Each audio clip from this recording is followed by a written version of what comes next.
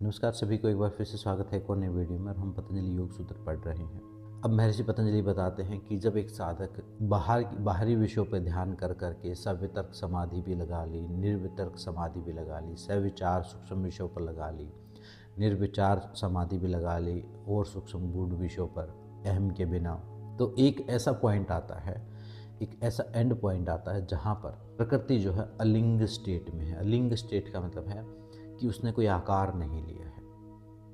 मतलब अब आप उस अवस्था को महसूस करते हो जहाँ कोई आकार नहीं है। अब एक उसका कोई गुण नहीं है, उसका कोई चित्त जो है वो बिल्कुल निर्मल हो गया। अब कोई रिएक्शन नहीं है, मतलब अब शांत तालाब जो है वो शांत है।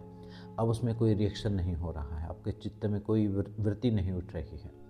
अब जो प्रकृति है वो एकदम पीसफुल स्टेट में पहुंच गई है। अभी जैसे मान लो आप बैठे सुन रहे हो, तो आपके अंदर प्रकृति जो है, यानी जो अंदर की जो सुप्रीम पावर है, यानी जो कॉन्शियसनेस है आपकी, उसके ऊपर उसकी जो शक्ति है वो अभी रिएक्ट कर रही है। तो एक नॉन रिएक्टिव स्टेट में पहुंच जाती है और एक छोटा रूप, ऐसा रूप ले लेती है जिसका कोई आकार नहीं है, जिसका कोई गुण नहीं है। ऐसी स्टेट में पहुंच जाती है एक एंड पॉइंट पर, उसको कहा अलिंग स्टेट। तो यहाँ पर जो वो सारी यात्रा समाप्त हो जाती है जो जानने की थी, जो आकार से रिलेटेड थी, जो गुणों से रिलेटेड थी।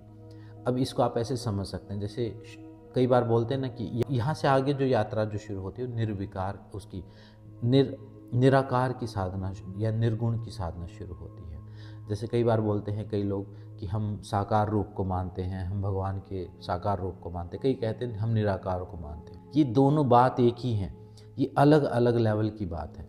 शुरुआत में आप एक मूर्ति पर ध्यान करते हो, उस मूर्ति के साथ एक होने की कोशिश करते हो, उसके गुणों का ध्यान करते हो। पहले मूर्ति का ध्यान करोगे, मूर्ति पर मन स्थिर हो जाएगा आपका, फिर उस गुणों पर ध्यान करोगे। गुणों पर भी ध्यान करते करते आप वो इतना सूक्ष्म हो जाओगे कि एक ऐसी स्टेट आएगी जहां आपको उस मूर्ति की भी जरूरत नहीं, उन पर्टिकुलर गुणों से भी पार हो जाओगे, उन निर्गुण अवस्था को में पहुंचना शुरू होगे। तो ये जो लास्ट पॉइंट है, ये संप्रज्ञात समाधि की अवस्था है। इसके बियॉन्ड फिर निर्गुण की यात्रा है, इसके बियॉन्ड फिर निराकार की यात्रा, जहाँ कोई आकार नहीं है, कोई गुण नहीं है। अभी तक हम ध्यान कर रहे थे, चाहे हम खुद लीन हो रहे थे या किसी समाधि में जा रहे थे, तो वहाँ कोई गुण थे, वहाँ कोई आकार था। अब इससे आगे जो है अलिंग अवस्था से आगे एक बिना निर्गुण की और निराकार की यात्रा है। उसके बारे में महर्षि पतंजलि आगे बताएंगे आगे के सूत्रों में। तो ये एक अलिंग स्टेट तक पहुँचने की बात यहाँ की गई है।